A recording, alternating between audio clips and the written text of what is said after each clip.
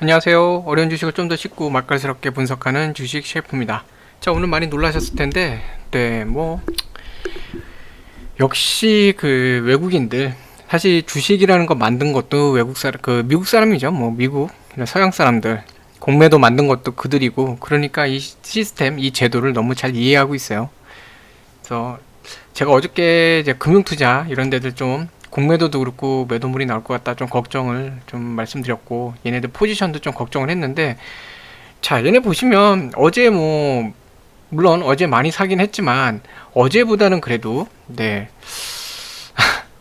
매도가 훨씬 많죠. 자 보시면 제가 무서워서 죄송합니다. 좀 기가 막혀서 이제 그러는 거예요. 어제 매수량을 볼게요. 외인들 이거 잘 보시면 좋겠습니다. 오늘 5월 11일 화요일이에요. 어제 5월 10일. 자, 이제 보시면 2조 8천억 정도 이렇게 되죠? 네. 자, 이거 다시 한번 늘릴게요. 2조 8천억. 자, 요만큼이에요. 그러니까 이제 매수량 정도를 어제 매도를 했어요. 네. 아, 요것도 안 보여드렸구나. 자, 어제 죄송합니다. 요 매수로. 네. 아, 그쵸? 2조 8천억 정도 어제 매수를 했고 매도를 안 보여드렸는데 2조 6천억 그동안 보시면 많아야 3조 조금 넘었는데 오늘 보셨죠? 어마무시하죠? 제일 많았던 때에 비해서도 거의 한 60% 70% 이상 더 많이 매도를 했어요. 네, 그쵸? 매수 규모는 어제 오늘 비슷한 상태고 네, 매도가 어마무시했죠. 자, 이걸 아셔야 되는 좀 이유가 있어요. 제가 이제 처음에 왜 얘네들이 만들었다 이런 말씀을 드렸냐면 공매도에 대해서도 가장 잘 아는 게 얘네고 사실 글로벌 투자은행들 이 문제가 기존에는 이제 은행이 있었고 이제 IB라 그래요. 인베스트먼트 뱅크라고 한마디로 투자자들한테 투자를 유치를 해서 그 돈으로 재투자를 해서 수익을 내는 은행 아닌 은행. 네, 보통 이제 펀드 쪽이나 그런 펀드 파생 상품들, CMA나 이런 것도 그렇고, 그런 걸 이제 운영을 많이 해요. 네, 그런 걸 많이 하는 걸 이제 IB라고 그러죠. 골드만삭스도 그렇고, JP 모건 다 IB입니다.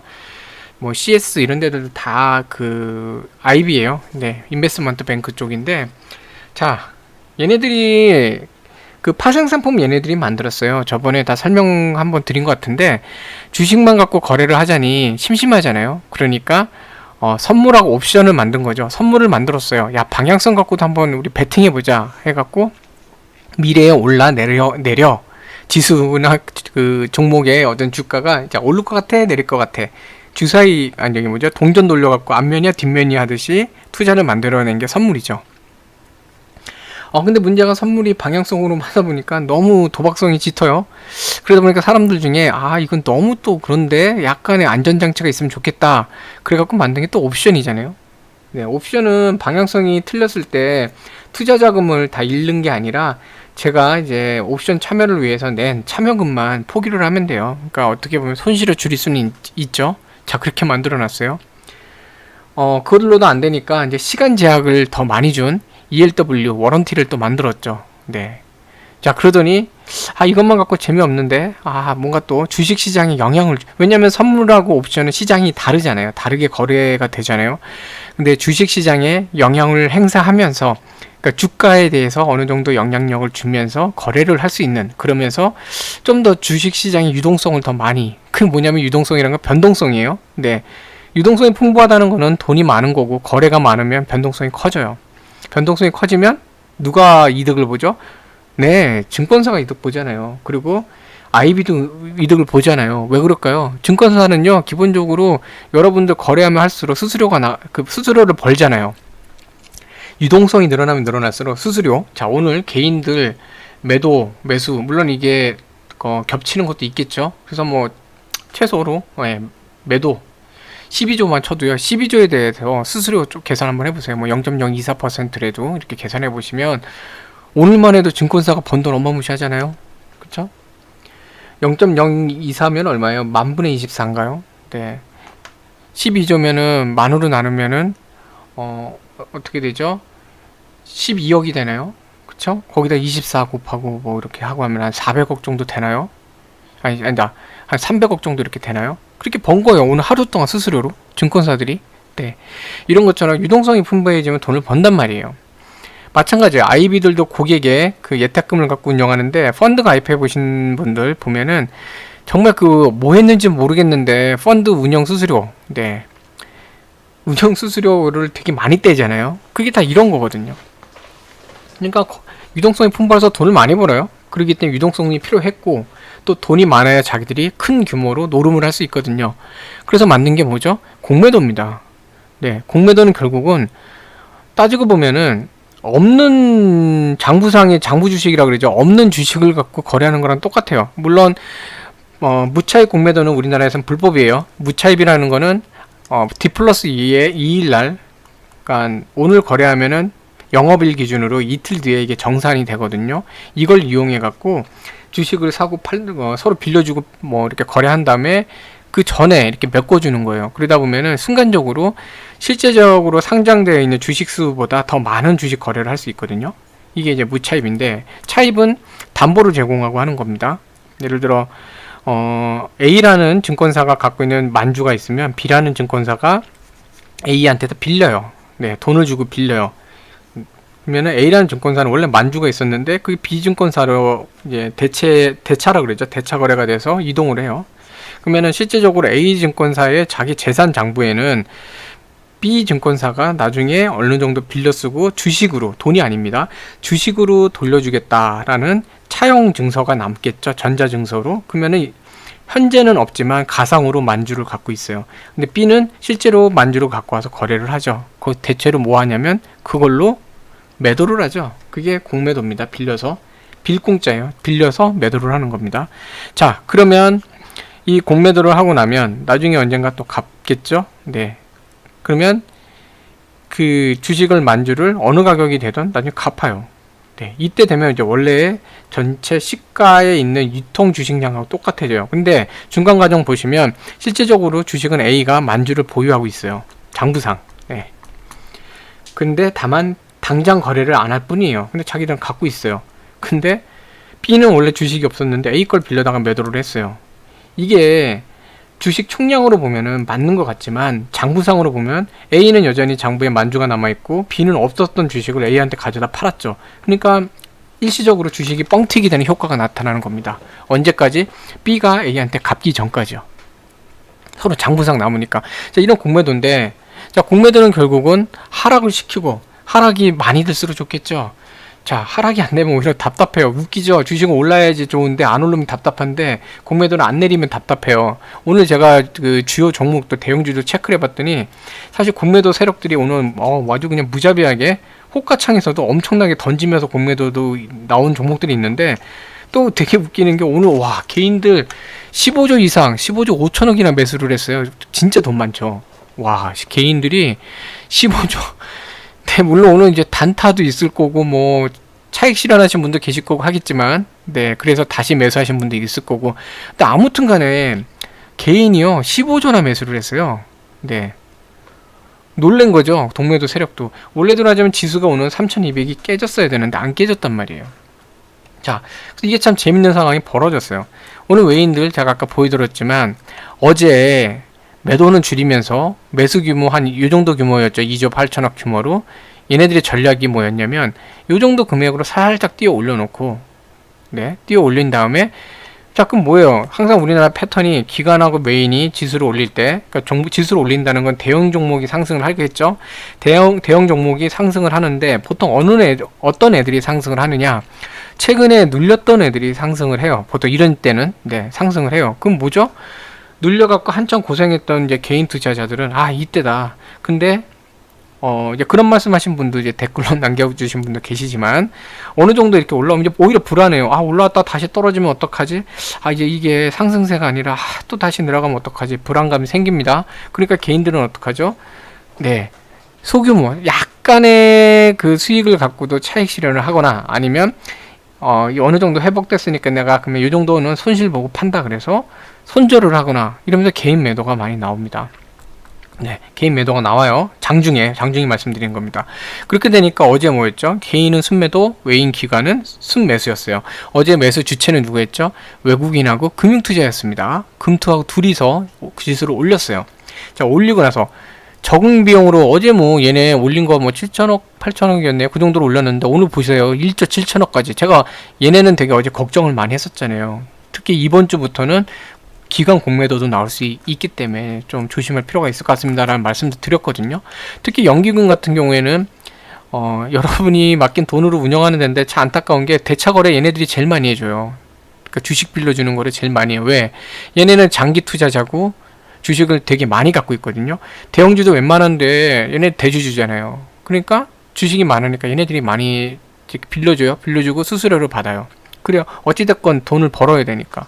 자, 그런 상황이 벌어져서 오늘 이제 금투 이쪽에 공매도 좀 고민이 좀 됐던 건데, 아무튼 적은 비용으로 또 올려놓고 주식이 어제 뭐 9시 뉴스고 뭐고 완전히 뭐 네, 여기저기 뉴스에서 역사상 최초로 3,200 얼마죠? 그 돌파했다. 종가 기준으로 이 얘기가 나오니까 뉴스에 다 나오면 어떻게 되죠? 개인들은 뭐야? 지금 또 다시 폭발하는 거야? 이게 되는 거죠. 막 올라가는 거야. 자, 그래서 어떤 현상이 벌어져요? 자, 이때 됐다. 개인들 들어올 테니까 우리는 거기다 공매도 치자. 네, 그래서 개인들이 오늘 장 초반부터 뭐야 종목들 뛰는 거야. 그리고 막 들어오니까 자, 여기서부터 이제 공매도가 막 시작돼요. 특히 어떤 종목들, 어제 상승했던 종목들, 어제 급히 올라왔던 종목들에 이제 공매도가 집중이 되죠.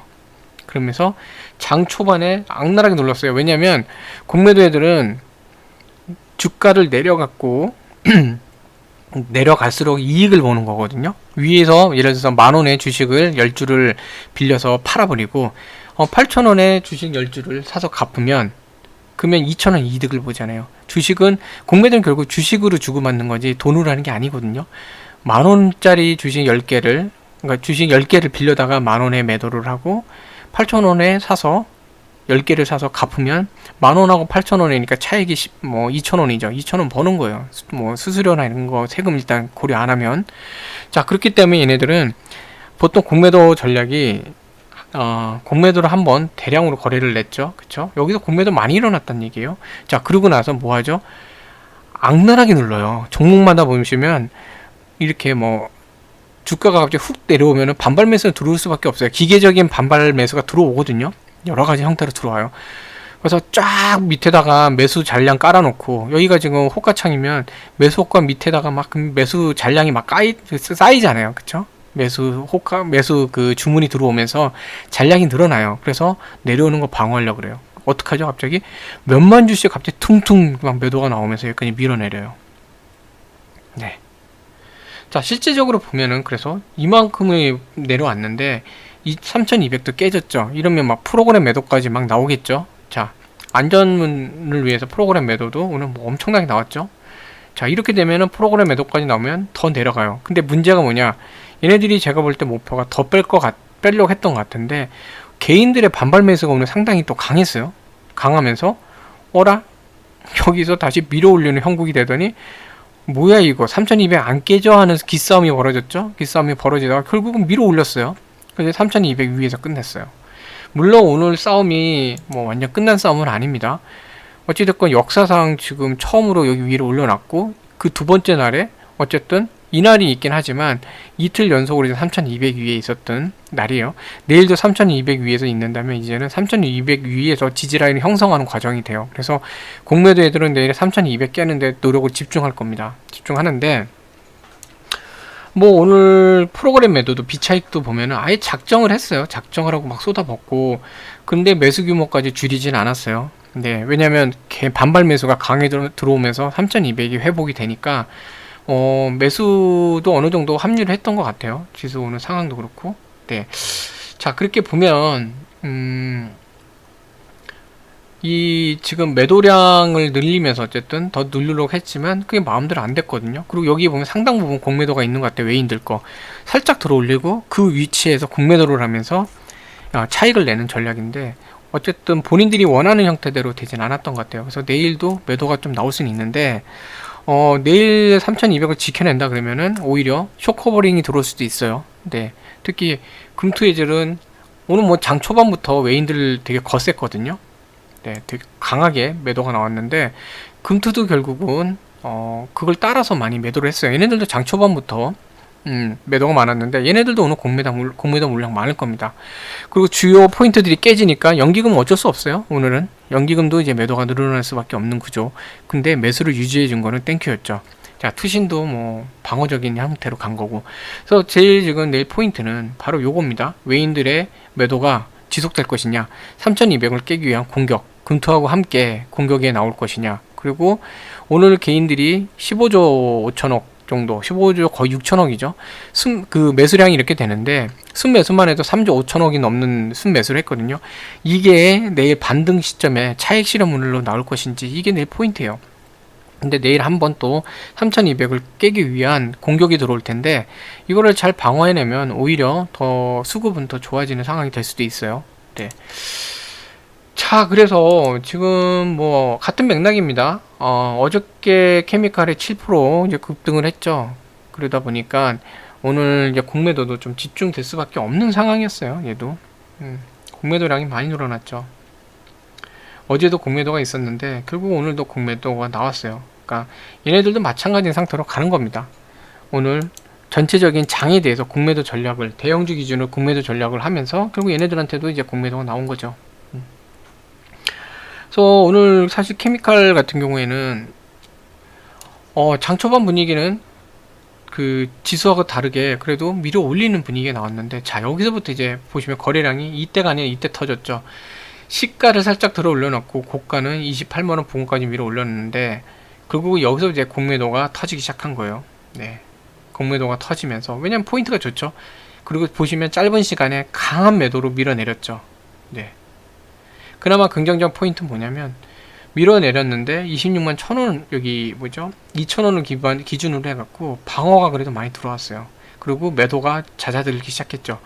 자, 이렇게 되면서 사실 26만원을 지켜낸 거는 오늘 같은 날 정말 잘 된 거고요. 사실 어제 목표가 26만원 올라서는 거였잖아요. 원래는. 그쵸, 올라서서 자리 잡는 건데 속상하긴 하지만 그래도 이 포인트를 지켜냈다는 거, 이거는 뭐 괜찮아요. 괜찮은 거고, 일단 시그널도 이제 과매도 상태가 조금 보일랑말랑 하기 때문에 내일 26만원만 잘 지지를 오전입니다. 오전에 지지만 해낸다 그러면 반등이 나올 수도 있는 그 자리예요. 네, 그렇게 보시면 되는데, 문제는 이제 이 외국계거든요. 외국계가 어제는 어디 갔죠? 네, 외국계가 그래도 어저께는 어느 정도 매수세를 좀 죄송합니다. 매수세를 늘리면서 지수를 상승하게끔 만들어줬는데, 오늘 같은 경우는 역포지션으로 오히려 매도를 어마무시하게 늘렸어요. 근래에 들어서 이렇게까지 매도한 적이 없었거든요. 그리고 금융투자 덩달아서 같이 매도를 했죠. 그러니까 오늘 매도 플러스, 왜냐하면 차익 실현물이 나올 때도 됐거든요. 위치가 차익 실현 플러스 공매도를 한 겁니다. 자, 보시면 자기들이 물량을 갖고 있고 어느 정도 차익 실현하겠다는 마음을 자기들이 먹었으니까, 아, 여기서 매물이 나오겠다라는 거 스스로 알죠. 왜? 내가 팔 거니까 매물이 나올 거 알고 있죠. 매물이 나오면 어떻게 되죠? 주가는 약간 조정을 받을 수밖에 없어요. 조정 받는다. 근데 거기다 플러스 알파로 공매도까지 붙여갖고 더 많이 조정받게 하겠다. 그렇게 해서 어떻게 공매도 차익 실현을 하겠다. 자, 그래서 오늘 4.57% 빠졌거든요. 내일 26만원 살짝 건드리면서, 살짝 깨졌다 방어했다 이렇게 건드리면서 그 구간에 쇼커버링만 해도, 오늘 공매도 물량으로 쇼커버링만 하더라도 평균 4% 정도 수익이 난단 말이에요. 그러고 나서 들어 올려도 돼요. 그러니까 얘네들 입장에서는 성공적인 투자가 되는 거죠. 그래서 뭐 제가 볼 때는 지금 오늘 외인들의 매도의 어떤 그 근간, 네, 어떤 핑계거리가 됐던 거는 미국에서 갑자기 인플레이션에 대한 우려를 또다시 했거든요. 고용지수가 뭐 목표치에 못 달았고 기대치에 못 미쳤고 인플레이션 우려, 원자재 상승에 대한 인플레이션 우려가 크다.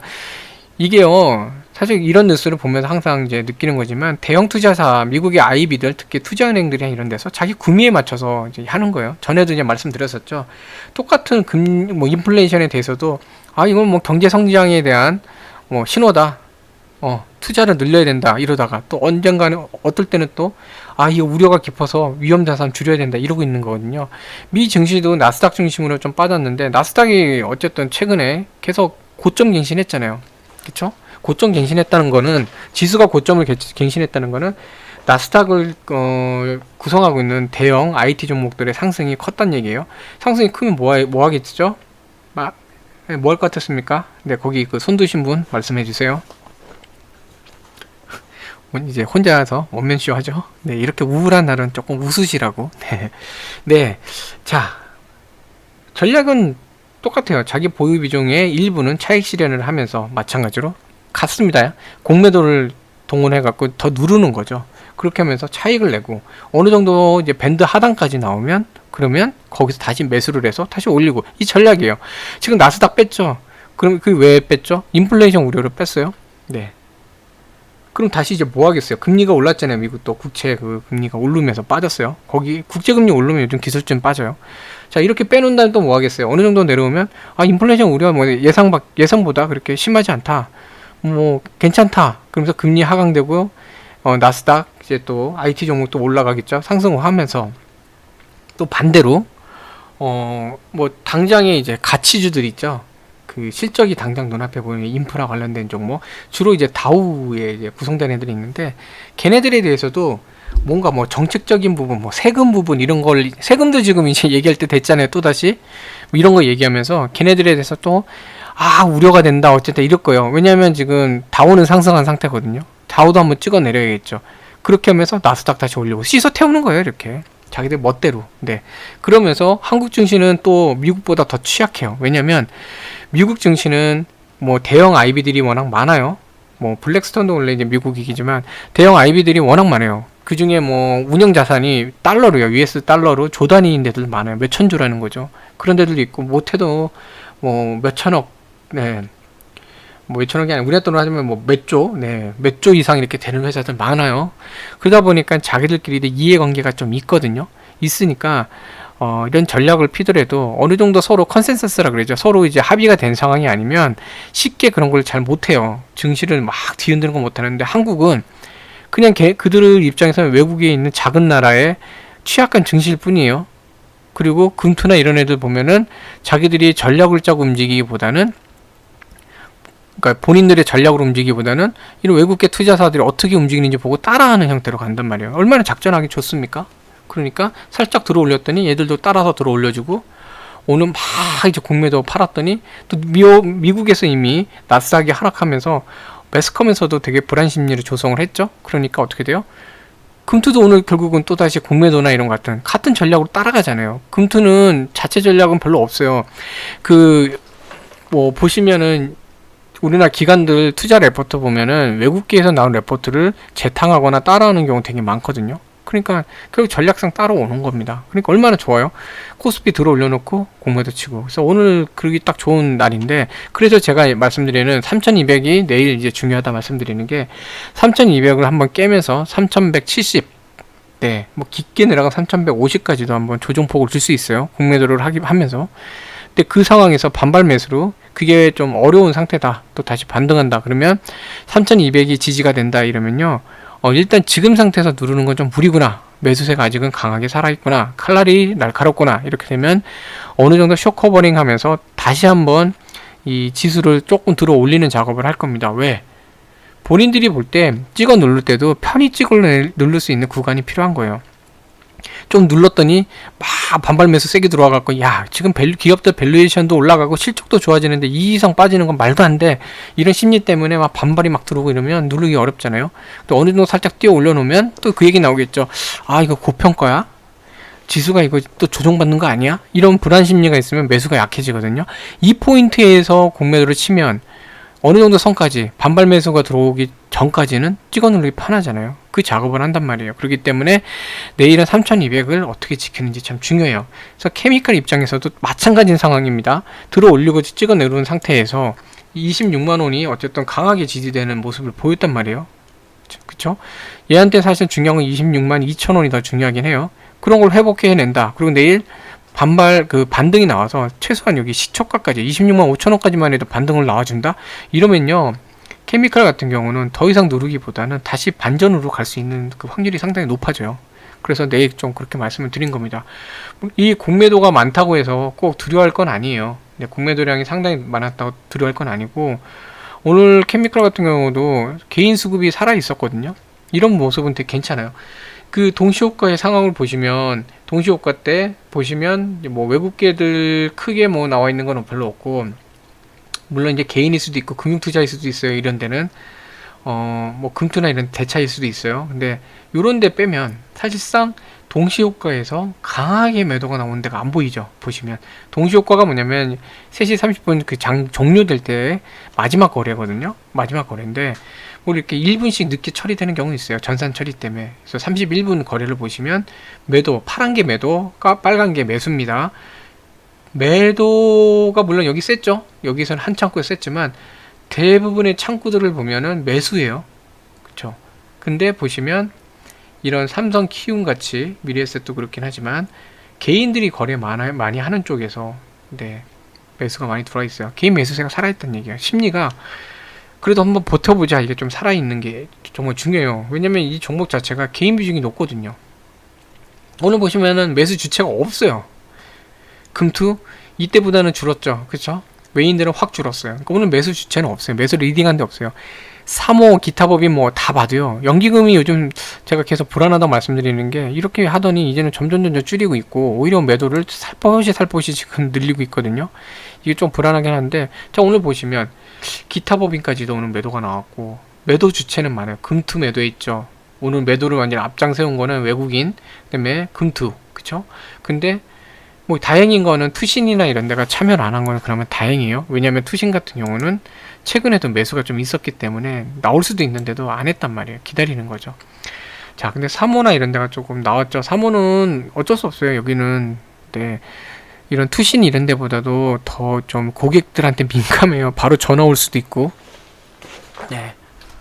자산 운용사인데 이제 개인 그 프라이빗 이퀴티로 등록된 들이 PF들 이제 그런 쪽들이 사모펀드인데 여기는 조금 더 민감한 게 많아요. 이런 기간은 뭐 펀드 매니저하고 통화하기 쉽지 않잖아요. 근데 이런 데는 또 그런 데도 많아서 민감해요. 이렇게 빠질 때. 그래서 차익 실현 이때 뭐 했으면 올라갔을 때 빠지더라도 어느 정도 이익이니까 차익 실현물 나올 수 있어요. 근데 이제 기타 법인은 이게 자꾸 여기서 매도물 나오는 게 SK 디스커버리나 뭐 관계사 쪽에서 무슨 지분 관련된 문제가 있지 않나 싶어요. 지분 상속을 하든 뭐 하든 그런 게 있지 않나 싶기도 한데 아무튼 뭐 이거는 정확한 건 아니니까.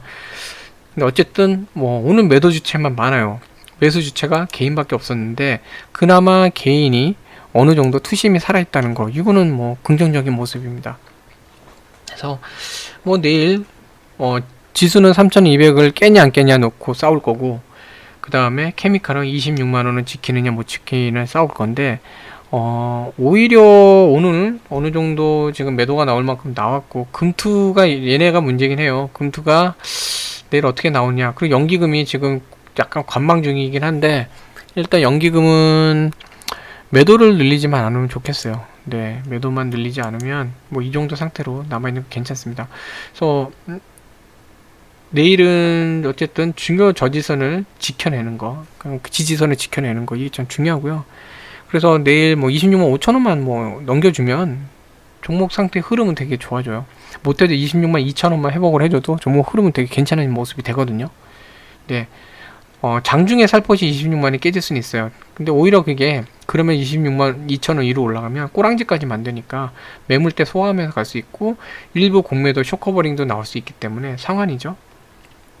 그렇게 되면은 더 좋은 모습으로 갈 수 있습니다. 그래서 이게 자리가 그래서 나온 물량이에요. 자리가 어쩔 수 없는 물량이기 때문에 오늘 내일 조금 힘들 수 있어요. 내일까지도. 근데 그냥 그러려니 하시면 됩니다. 너무 걱정 안 하셔도 될 것 같아요. 네. 어쨌든 기운 내시고요. 그리고 이제는 진짜 빠이빠이 해야 될 것 같은 종목이에요. 오늘 같은 날 또 케미칼, 여기 삼성 엔지니어링 뭐 외인 매수 힘입어서 어마무시하게 올랐고, 제 기억상 맞는다면 옛날부터 이제 채널에 계속 같이 계셨던 분들은 이제 모든 분들이 다 제가 제일 평단이 높으신 분이 18,400원인가 얼마이셨던 것 같거든요. 거의 다 수익이신 것 같아서 이제 얘는 뭐 그냥 더 이상 리딩 뭐죠 분석도 필요 없고 네 그냥 이 종목은 이제는 뭐 그냥 보내주면 될 것 같아요. 보내드려야죠. 이렇게 보내드리고 네 지금 아직 보유하신 분들 좀 수량 많으신 분들은 이때 차익 실현을 좀 하시고 하시면 돼요. 욕심이 화를 부른다고 더 갈 겁니다. 갈 거지만 또 어떻게 될지 모르잖아요. 상황이 또 장대까지 나오는 상태고 이렇게 되면 일부 차익 실현 하시면서 마음 편히 가시는 게 좋아요. 네. 주식은 결국 심리거든요. 마음 편히 가시도록 어느 정도 차익 실현하시면 좋을 것 같고, 그래서 삼성 엔지니어링은 이제 완전히 빠이빠이 하는 걸로 이렇게 하면 될 것 같아요. 네. 그래서 어쨌든 수익 나신 분들 축하드립니다. 자, 그 다음에 이제 요즘 몇 개 봤던 거 좀 짧게 볼 건데요. 뭐 건설주는 뭐 지금 오늘 같은 날도 이제 오르고 하면서 얘는 타이밍을 안 줬어요. 좀 약간 열십자까지 그렸기 때문에 오늘 뭐 말씀드렸지만 조금 이제 내려올 거라고 했는데 생각보다 덜 내려왔거든요. 그래서 얘는 오늘 타이밍을 뭐 못 잡는 것 같고, 그게 맞아요. 못 잡는 게. 자기가 원하는 자리에 안 나오면 추격 매수 하시지 말고 그냥 못 잡고 마시는 게 맞아요. 얘는 이제 예상대로 내려왔었죠. 45,600원까지도 이렇게 많이 내려왔어요. 그쵸? 내려와서 요거 같은 경우는 장중에 분할 매수 하신 분들 계시면 오늘 사실 이 가격 되면 일부 매도를 하시는 게 맞아요. 일부 차익 실현하시는 게 맞고, 뭐 얘는 이제 46,000원 지지 작업 들어갈 것 같네요. 자, 뭐 건설주는 뭐 그러면 될 것 같고, 현금 있으신 분들한테는 오늘 또 괜찮은 기회의 날인 것 같아요. 어제 본 거 중에 이제 삼성 SDI, 자, 이제 박스권 하단 부분에 오고 있죠. 뭐 여기는 64만원, 64만 9천원 정도까지 봐도 될 것 같아요. 지지 보시면서 분할 매수하시고 65만원, 5만 한 6천원, 7천원 정도 부분에서 일부 차익 실현하시는 전략으로 가시면 될 것 같아요. 오히려 이런 종목은요, 이럴 때 매수할 수 있는 기회예요. 튼튼하잖아요. 지금 이 박스권 안에 튼튼하니까 하단으로 왔기 때문에 뭐 매수하기 좋은 기회고, 어차피 기업도 괜찮잖아요. 네, 그런 거고, 뭐 PI 첨단 소재 얘 같은 경우도 조금 단기 상승이 있어서 조금 매수하기 어려웠던 상황인데, 이 지지라인에서 박스 하단에 대해서 꼬랑지까지 만들면서 지지라인 봤죠. 그러니까 지금 이 구간대가 분할 매수하시기 딱 좋으신 구간이에요. 그러면서 상단 부분 48,000원 부근 갈 때 일부 차익 실현하시고, 돌파할 때 돌파 시도 나올 거거든요. 거기도 일부 차익 실현하신다면 나머지로 5만원 하단까지 가져가시면 돼요. 일단 얘는 장기적으로 5만원 이상 갈 거예요. 근데 중단기 호흡으로 가시는 분들 그렇게 하면 되고, 오늘 기회가 가장 많이 오는 애가 실리콘웍스예요. 이거 정말 그동안 너무 단기 상승이 커서 부담이 좀 컸는데, 얘는 LX 그룹의 주력이에요. 결국은 이렇게 계단 상승을 쭉 갈 거예요. 이거는 뭐 여윳돈 있으시면 묻어 놓으셔도 괜찮은 종목인데, 뭐 95,000원 정도, 95,100원, 95,000원 지지라인으로 보시고, 이게 거의 지지라인을 움직이고 있거든요. 지금 가격도 사실은 소량이지만 분할 매수 하셔도 돼요. 이 장대 양봉 안으로 갇히면서 얘가 버티고 있기 때문에 내일 아마 또다시 공매도로 이제 지수 누르는 게 나오면 95,000원 정도까지 내려올 수 있거든요. 여기 상단까지. 그때 분할 매수로 접근하시면 좋을 것 같아요. 다만 95,000원 깨지면 이거는 좀 골치 아파요. 네, 95,000원 뭐 깨진다는 게 갑자기 뭐 94,800원 뭐 이렇게 조금씩 퉁퉁퉁 장중에 나오는 게 깨진다는 게 아니라 95,000원에도 살짝 내려왔다 올라갔다 할 수는 있어요. 근데 완전히 추세가 하락돼서 거래량이 막 나오면서 쭉쭉쭉쭉 이렇게 빠르게 내려온다, 이럴 때는 손절하셔야 되는 거예요. 근데 95,000원을 지켜낸다 이러면 뭐 좋은 기회예요. 그동안 어려웠던 종목들은 오늘 매수하기 딱 좋은 그런 날이고, 제우스 같은 경우도 보면 완전히 뭐 박스 안으로 내려와줬죠. 이런 경우에는 그냥 사시면 돼요. 네, 하단 지지 잘 받아주고 있잖아요. 27,700원 정도 바라보시고, 지금 가격대도 사실 종가 기준으로도 괜찮아요. 되게 메리트 있는 가격대로 보고, 얘도 뭐 삼성이랑 워낙 관련이, 삼성이 어째 공장 져야 돼. 미국에 안 할 수 없어요. 그리고 뭐 여러가지 국산화하는 것들, 소부장 국산화 관련돼서도 그렇고, 얘네는 제가 보기엔 되게 메리트 있는 가격이라고 봐요. 그래서 상단 부분 28,800원 정도 여기 갈 때 일부 차익 실현, 29,000원 돌파할 때 일부 차익 실현, 그 다음 3만원 하단까지 일단 보시고 거기서 이제 차익 실현 하시거나, 또 그냥 없어도 되는 돈이다 하면 그냥 묻어 두시면 돼요. 자, 그 다음에 하나만 더 볼게요. LNF. 뭐 2차 전지 방막 쪽이나 이런 쪽도 그렇고 잘 가는데, LNF도 뭐 단기 상승으로 10만원 넘어가면서 되게 어려웠는데, LNF는 중소기업에서도 되게 괜찮은 종목이거든요. 얘 84,600원 정도 지지라인 잡고요. 오늘 사실 그 위에 있잖아요. 거기까지 빠지도 않았어요. 그러면 한 85,800원 정도 1차 지지, 2차 84,800원 정도 잡으시면서 분할 매수 하시면 좋을 것 같아요. 괜찮아요. 그리고 9만원 하단까지 일단 바라보시면 되고, 얘는 결국은 여윳돈이시면 10만원 이상 가요. 그러니까 이런 애들 단기로 차익 내셔갖고, 차익만큼 한 주면 어때요? 차익만큼 내가 막 8만 얼마 벌었다 그러면은 한 주 정도 그냥 두고 냅두는 거예요. 묻어두면 쭉 올라가겠죠. 어쨌든 수익률 많이 나면 기분 좋으니까. 중장기 투자는 이렇게 하는 겁니다. 그냥 단타하고 다른 거는, 단타는 예를 들어 이런 구간, 변동성이 좀 막 생기는 구간에서, 이런 데는 이제 에너지가 응축됐다 한번 튀거든요. 이런 데가 보통 단타 구간이에요. 참고 삼아 말씀드리자면 이런 데가 보통 단타 구간이에요. 크게 에너지를 내뿜지 않고 응축돼 있다가 그리고 이평선이 수렴하거나 어떤 가격대가 좀 의미 있는 가격대에서 매물대 돌파가 나오면 한번 크게 움직이거든요. 이럴 때 단타가 들어오는데, 단타 같은 경우는 할 수 있는 물량을 그렇다고 몰빵은 아닙니다. 자기 비중상 할 수 있는 물량을 쭉 사놓고 올라갈 때 중간에 1차, 2차, 3차 차익 실현하면서 끝을 내는 게 단타예요. 네, 단타는 원래 그런 전략으로 써요. 근데 뭐 장타는, 중장타는 사실은 그렇게 해서 뭐 끝내는 게 아니라, 예를 들어서 여기서 매수를 하셔갖고 전략상 맞았다. 근데 여기 8만5 아까 86,000원 뭐 부근 85,800원 이런 데서 분할 매수를 투자 금액에, 예를 들어서 100만원 투자하기로 했는데 그러면 한 10%다. 그러면 한 10만원어치 사고, 근데 밀렸어요 주가가. 근데 여기서도 또 다시 지지받는 것 같다. 그러면은 84,800원 정도 부근에서 또 다시 한 이 정도에서 뭐 지지받는 거 보고 한 30만원어치, 여기 조금 더 강한 지지 라인이니까 그렇게 하다가 반등하는 것 같다면은 약간 뭐 수량은 좀 늘리고, 100만원 투자하기로 했는데 100만원도 못 사도 돼요. 주가 상황에 따라. 그 정도 뭐 해서 5, 60만원에 투자했다. 그러면은 이 9만원 하단쯤 되면은 뭐 예를 들어 하단 부근 갈 때 한 20%, 50만원짜리 샀다 그러면은 50만원 20%면 얼마죠? 10만원 정도 팔고, 또 돌파할 때 한 10만원 팔고, 그럼 30만원 남아있잖아요. 30만원어치. 그러면 쭉 올라가다가 여기서 막 부딪히면서 좀 불안하다. 그러면 또 예를 들어 한 20만원어치 팔아요. 그럼 10만원어치 남았는데 번 돈이 있잖아요. 그럼 계산해보면 한 10만원 정도는 있어도 그만 없어도 그만. 그러면 걔만 갖고 쭉 장기 가는 거예요. 마음 편히. 어차피 번 돈이었으니까. 네.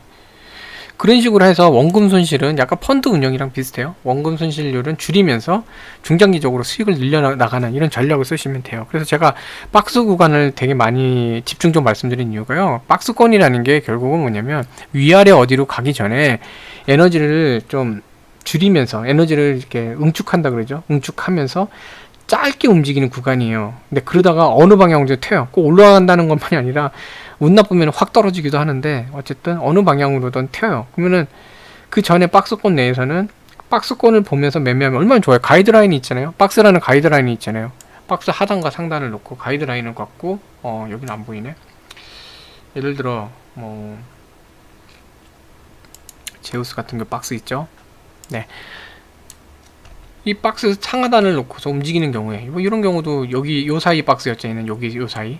그러면 상단은 28,900원 정도, 하단은 여기였으니까 27,600원 정도, 아래는 요 정도, 위에는 요 정도 가격이 보이잖아요. 이렇게 좋은 게 어디 있어요. 그래서 이 정도에서 대충 매수하고 매도하고 매수하고 매도하고, 물론 운 나쁜 경우 이렇게 빠지는 경우 있죠. 빠지는 경우 있는데, 이때 이제 결정을 하시는 거예요. 내가 비중을 줄이면서, 원래대로 한 비중을 좀 줄이는 건 맞습니다. 비중을 좀 손절할지, 아니면 다시 오겠지 하고 기다릴지. 근데 얘 같은 경우는 짧게 올라와 줬죠. 그러면서 또다시 박스권에서 움직이잖아요. 네. 지금도 또다시 박스권 안으로 들어왔고, 이런 경우 얼마나 좋아요. 가이드라인 있고. 그럼 여기에서 짧게 1%라도 수익 나면 돼요. 꼭 뭐 몇십 퍼센트 나야지 수익이 아니에요. 1%라도 쌓이면 그게 얼만데요. 1%씩 10번 쌓이면 10%예요. 네. 이런 식으로 짧은 호흡으로 계속 수익을 내는 거죠. 그러면서 내 종목에 대해서는, 이 종목에 대해서는 어느 정도 주식은 계속 남겨놓는 거예요. 그럼 평단가가 뭐 조금씩 움직이긴 하겠지만, 어느 순간에 보면 내가 보유하고 있는 주식 수량이 내 돈 주고 산 게 아니라 결국 수익금으로 남아있는 주식 수량이 돼요. 그렇게 되면은 그냥 묻어두는 거예요. 가겠지. 물론 아무 종목이나 묻어두면 안 됩니다. 뭐 이렇게 상패 당할 수 있는 거, 뭐 영업이 또 안 나오고 계속 영업 손실 나면서 거래 정지될 수 있는 거, 이런 거 하시면 안 돼요. 괜찮은 종목, 성장성이 있는 종목들, 이런 종목들은 그렇게 놓으시면 나중에 쭉 가면은 좋잖아요. 제가 갖고 있는 거 중에 지금 수익이 좀 많이 나 있는 상태인데, 자, 이거 제가 한번 중간중간에 한번 설명드린 적도 있는 것 같아요. 요거 포스코 철강주 되게 괜찮죠. 네, 자, 요건데 잠깐만요. 네, 개인정보가 좀 있어서 그거 좀 가리느라고. 네, 자, 요 종목이에요. 요 종목. 이거 전에 제가 이 뭐죠? 경기 개발이 그러니까 회복이 되고 발전하면 제일 많이 쓰이는 것 중에 하나가 시멘트, 철강, 그리고 포스코 같은 경우에는 신규로 이제 전에 한번 이제 정리해드린 적 있죠. LNG선이나 이런 쪽 할 때 또 거기 들어가는 또 합금들, 강판이나 이런 것도 그렇고, 또 자동차나 이런 데 들어가는 판도 그렇고, 딴 거보다 이제 중국이나 이런 중국의 감산이나 이런 것 때문에 이제 철강제 가격이 급등하고 있죠. 그래서 어쨌든 경기 회복 신호도 그렇고 여러 가지 그런 것 때문에 이 철강주들 포스코 한번 설명드린 적 있죠. 가지고 계시면 좋겠습니다라고 말씀드렸어요. 드린 적이 있는데 얘도 보면은 이렇게 뭐 얼마나 이게 마음고생 많았겠어요. 이게 네, 이때 보시면은 요때쯤인가 보네. 요거 조금 올릴게요. 요거를 약간 네. 자 보시면 요때 이렇게 그려놓은 거 보니까 요때인 것 같아요. 그쵸? 요때 이제 주로 설명을 드렸던 것 같아요. 그래서 라인을 이렇게 하면서 지지받고 올라가는 거, 이런 라인으로 가는 거, 네, 설명을 드리면서 어느 정도 폭에서 이렇게 좀 분할 매수나 이런 걸 보유를 하시고, 네, 이때도 이제 말씀드렸던 것 같고, 그러면서 어차피 얘는 장기적으로 가니까 잔파도들 이렇게 신경 안 쓰시고 중장기 투자하실 분들은 그냥 그렇게 하시면 좋을 것 같습니다 라고 올 초인가요? 한번 말씀드린 적 있는 것 같아요. 네, 그런 것들에 대해서 작년 말 올 초. 네. 근데 이걸 이제 보시고 매매하신 분도 계실 거고, 네, 그냥 뭐야, 아이, 나 관심 없어 이런 분도 계실 거고, 그때도 뭐 CJ 제일제당, 그다음에 SK 케미칼, 뭐 삼성 엔지니어링, 특히 삼성 엔지니어링 주주분들 좀 어려운 시기였죠. 그래갖고 좀 매매를 못 하신 분도, 또 현금이 없으셔서 못 하신 분도 계실 텐데, 자, 얘도 한번 볼게요. 제가 맨날 말씀드린 그 추세, 그리고 앞으로의 가치, 그게 왜 중요하냐면, 갈 종목들은 결국 이런 게 없을 순 없어요. 가다가 빠지고, 주변 상황 때문에 빠지고, 조정 코스피나 이거 조정 때문에 빠지고, 안 나올 수가 없어요.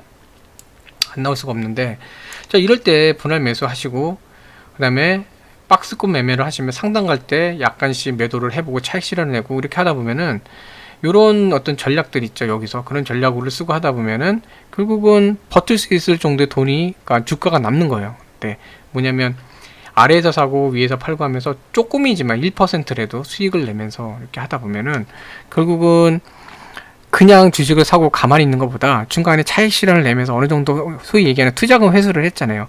그러니까 마음 편히 갈 수 있는 거고, 그런 상태가 되면 오히려 이렇게 떨어져서 어떤 이런 종목들은 결국은 가게 돼 있거든요. 가게 되면은 이렇게 조정받았을 때 오히려 즐겁게 여유 현금으로 또다시 매수를 하는 거죠. 그럼 어떻게 되죠? 이때에 비해서 평단가도 낮춰지죠. 평단가도 낮춰지고, 자, 그러면서 또다시 올라가면은 수익은 올라가겠죠. 네, 그런 상태가 돼요. 근데 아이고, 축소한다는 게 계속 커졌네요. 죄송합니다. 자, 네, 여기서 그렇게 하면서 얼마나 이게 보시면 이 구간에서 매수를 하시고, 이때 이제 주로 얘기를 많이 했으니까 내려왔을 때 얘는 뭐 내려와도 장기적으로 괜찮아 보이니까 뭐 이 가격이면 메리트가 있다. 여기서도 지지 받았었고 이때도 뭐 괜찮은 지지가 있었던 데이기 때문에 뭐 분할 매수해도 괜찮을 것 같다. 그래서 일부 매수를 하면서 평단가가 좀 내려오겠죠. 그 상태에서 또 어느 정도 올라가면은 수익이 좀 많이 나니까 이때는 뭐 차익 실현이 어느 정도 돼야 돼요. 그냥 들고 있는 게 아니에요. 차익 실현을 어느 정도 해갖고, 물론 이제 더 많이 갖고 있으면 더 많이 수익이 내겠죠. 한 주로 수익 내는 것보다 10주가 더 많이 수익 내겠죠. 한 주로 100원 벌면 10주로 뭐 1000원 벌잖아요. 그쵸? 그런 것처럼 주식이 많으면 더 많이 벌겠죠. 하지만 시장은 상황을 모르잖아요. 편히 안 가잖아요. 그렇기 때문에 이렇게 여기서 이제 박스권 매매를 하고 올라갔다가 내려와서 이 정도에서 반등 나오네, 여기서 지지 받네, 분할 매수해서 어느 정도 평단가가 줄어들고, 그래서 또 올라가서 또 이렇게 될 때 약간 차익 실현을 해야죠. 여기서는. 그쵸? 올라가서 여기 보시면 천장에 부딪혀서 못 가잖아요. 이럴 땐 차익 실현 좀 하고, 내려오다가 여기서 계속 지지 받나, 이 라인 여기 과거의 이 가격대, 의미 있는 가격대에서 또 한번 지지 받나, 이럴 때 분할 매수하시고, 자, 그렇게 해서 전략을 갖고 있다가 또다시 이때 올라갈 때 매도하고, 이제부터는 어느 정도 사고 팔고 하면서 현재 남은 거는 내 뭐 수익금 정도, 아니면 수익당 그 이익금 플러스 좀 내가 그냥 없어져도 된다고 생각하는 그 정도 비용 정도, 이건 이제 갖고 갈래. 그리고 묻어놓고 안 보는 거예요. 그게 장기 투자거든요. 얘도 보세요. 중간에 얼마나 참 마음 아픈 일 있어요. 이때 추격 매수했는데 푹 빠지고, 나 진짜 이거 어떻게 여기서 샀는데 이만큼 빠져갖고, 진짜 힘든 애에서 막 있는데 갑자기 뚝 떨어져요. 나는 못 참겠다. 팔았어요. 팔았더니 확 올라가요. 오, 뭐야 이거 올라? 올라? 나도 사야지. 그러니까 갭이 발생하고 또 샀어요. 나 드디어 돈 벌었어 했는데 또 빠져요. 또 빠지니까 어떻게 돼요? 이런 잡주 얘는 안 돼. 또 팔아요. 팔았더니 또 올라오고 팅 올랐어요. 이젠 안 속아. 안 사 이랬는데 또 팅 올라갔어요. 뭐야? 가나? 모르겠네. 그런데 그 다음에 또 올라가요. 안 되겠다고 장중에 추격 매수를 합니다. 딱 했어요. 근데 다음에 시초가가 올라갔죠. 역시 뭐 나 선택 잘했어 했는데 쭉 빠져요. 오늘 괜찮겠지 했는데 또 빠져요. 또 물렸네. 그리고 또 팔아요. 또 장대 나와요. 뭐 이렇게 얼마나 이게 어려운 시간들이 많아요. 그리고 내가 손절하고 나오고 또는 내가 팔고 많이 올라가잖아요. 그 종목도 괜히 들여다봐요. 나 팔았는데 그때 한 조금 먹고 팔았는데 이만큼 갔네. 아까워. 그러니까 마음 쓰라리고. 네. 또는 이때 살걸. 왜 그때 안 샀지? 쓰라리고 이렇게 되잖아요. 그쵸? 자, 어쨌든 그 과정을 거쳐서 여기까지 올라왔어요. 그때 여기 말씀드렸었는데, 네. 자, 이거를 중장기 투자를 했을 때, 물론 단타 하시는 분들도 이럴 때 이렇게 단기적으로 많이 누적으로 이렇게 드실 수 있겠죠. 여기서 해서 이렇게, 여기서 내려온 다음에 여기서 해서 요만큼, 여기서 또 이만큼, 또 여기서 이만큼, 뭐 단타 잘 하시는 분들, 또 여기서 이렇게 좀 에너지가 응축됐으니까 여기서 또 한 요 정도 얼마든지 가능하세요.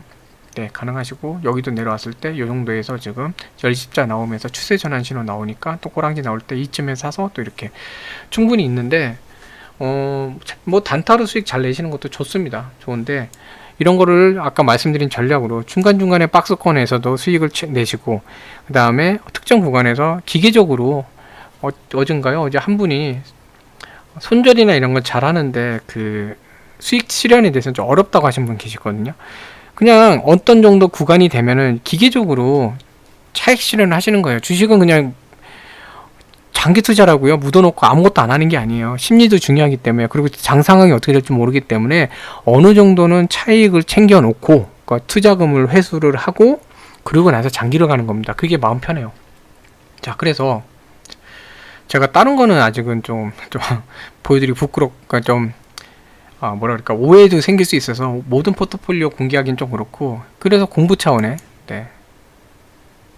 제가 다 가렸어요. 안 보이시죠? 다 가려놨어요. 네, 개인정보도 없죠. 계좌도 다 가렸고 다 가렸어요. 없죠. 자, 그래서 포스코 평단가가 265만 5,532이에요. 그리고 현재 수익률이 54.43입니다. 현재 지금 실제 제 계좌예요. 네. 밑에 거는 아직은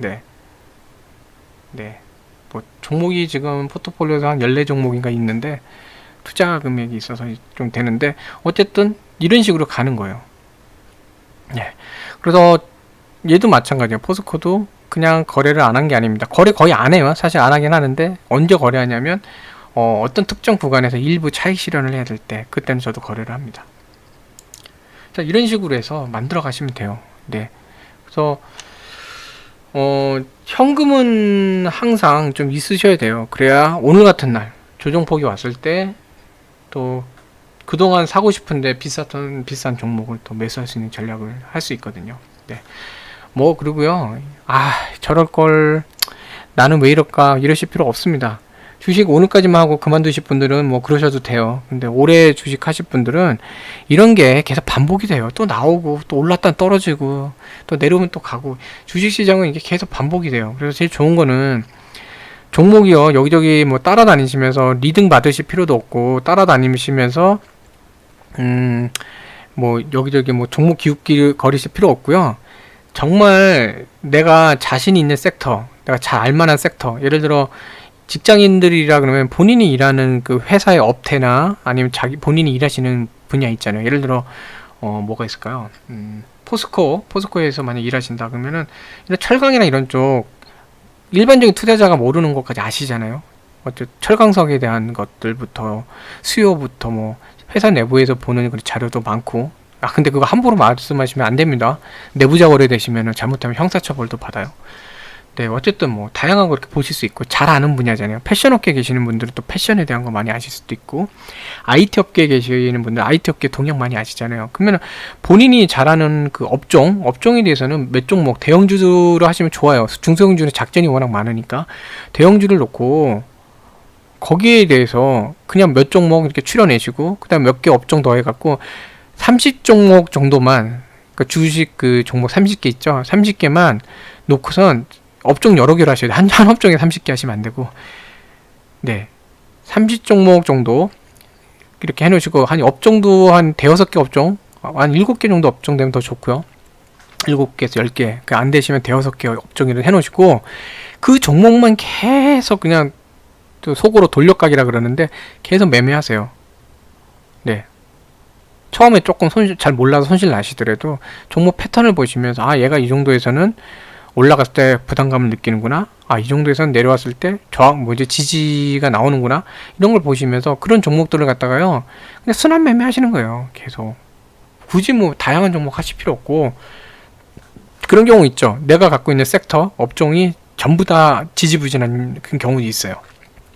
네, 근데 다른 업종이 잘 가요. 그럼 그때는 쉬시면 돼요. 네. 그리고 결국은 모든 상황에서 순환 매매가 되기 때문에 결국 그 업종도 가거든요. 그럴 때 또 수익 내시면 되고 마음 편히 놀면서 하시면 돼요. 주식은 사실 놀면서 하는 사람들이 돈 벌어요.